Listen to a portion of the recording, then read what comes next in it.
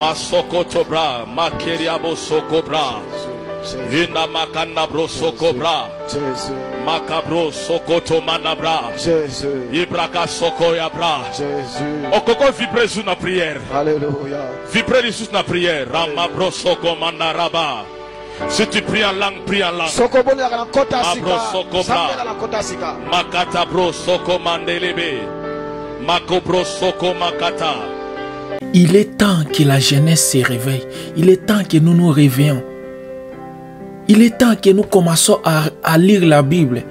Il est temps que les catholiques, les branhamistes, les pentecôtistes, les gens des réveils, tout ce monde retourne à la Bible. Alors, en langue, c'est la parole de Dieu. Mais souvent, ils vous lisent seulement là où c'est écrit que celui qui parle en langue, c'est difficile lui-même, celui qui parle en langue parle de mystère à Dieu. C'est vrai, c'est la parole de Dieu. Mais il faut continuer jusqu'à la fin. On va lire dans 1 Corinthiens 14, regardez dans 26, qu'est-ce qu'il a dit. Quand vous vous rassemblez à l'église, écoutez ce qu'il a dit. Que faire donc, frères?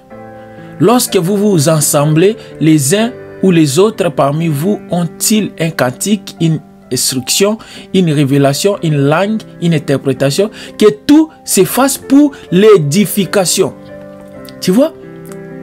En est-il qui parle en langue? Écoute, que deux ou trois ou plus parlent, chacun à son tour, et que quelqu'un interprète. Ça c'est 27. 28 il dit, si en point d'interprète, qu'on se taise dans l'église et qu'on parle en soi-même et à Dieu. Donc c'est bien de parler en langue, mais si à l'église il n'y a pas l'interprète, qu'on se taise. C'est bien écrit dans l'église. Donc vous pouvez parler en langue. Mais quand vous êtes à l'église, il a dit, deux ou trois ou plus parlent, chacun à son tour. C'est pas ce que nous voyons dans les églises aujourd'hui où les gens font du bruit. Ils sont en train de faire du bruit. C'est pas la parole de Dieu, c'est pas ça, les paroles en langue, c'est la parole de Dieu. Mais Dieu n'est pas un Dieu de désordre. C'est pourquoi je te prie de prendre ton temps à lire 1 Corinthiens 14. Commence du début jusqu'à la fin. Vous allez comprendre que ça, c'était l'ordre de l'église. Il mettait l'ordre. Les écoles de langue n'est pas biblique.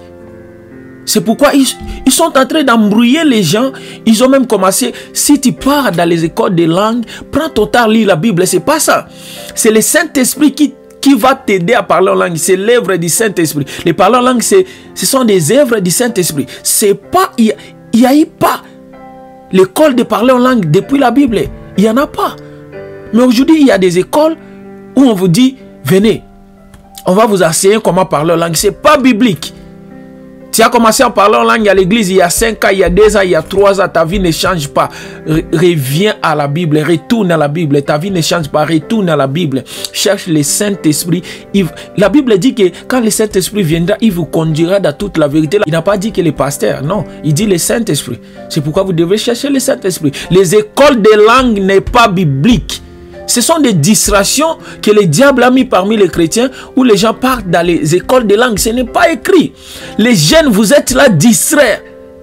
Vous êtes là distraits au lieu de lire la parole.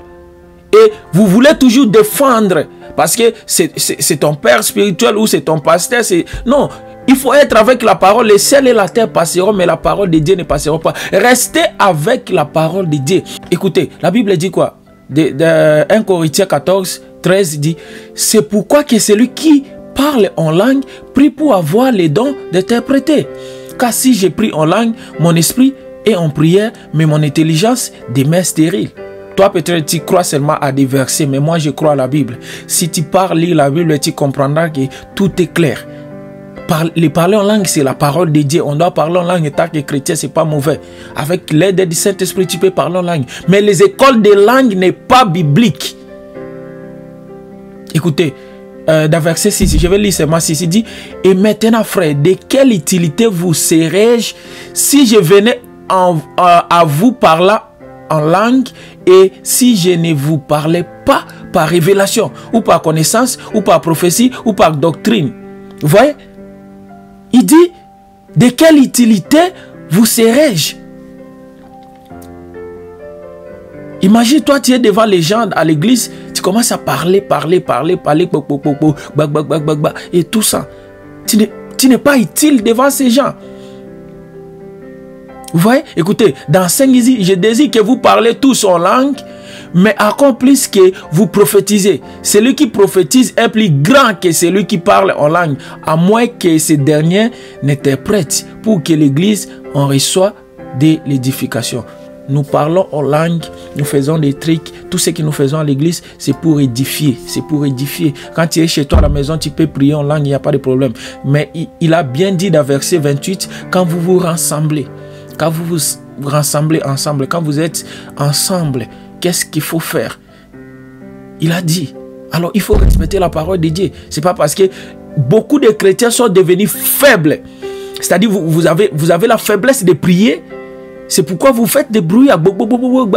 C'est pas mauvais de parler en langue, mais c'est pas ça. Quand vous êtes dans l'église, il y a l'ordre que les Écritures nous ont donné. Tu es jeune, tu veux être un serviteur de Dieu. Prends ton temps à lire la Bible. Prends ton temps à lire la Bible. Et puis, si tu es chrétien, tu dois croire à la Bible.